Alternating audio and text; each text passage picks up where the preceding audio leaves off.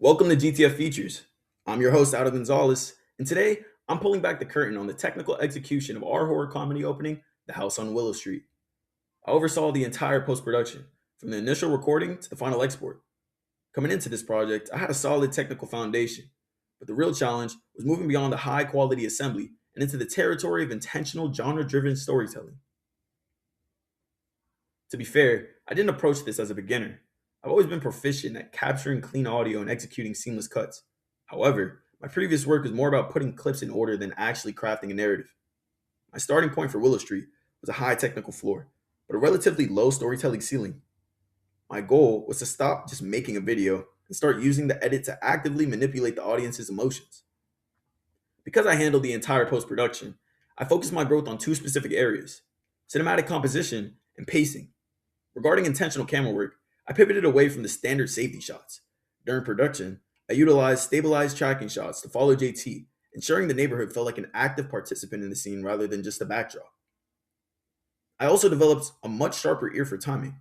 In horror comedy, the success of a scare or punchline is determined by a single frame.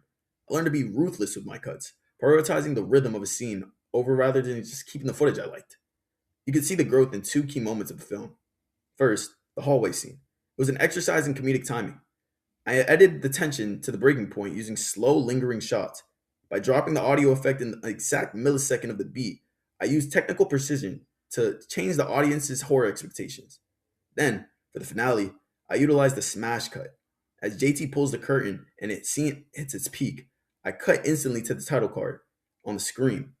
It's a clean, professional transition that lets the audience's imagination do the heavy lifting.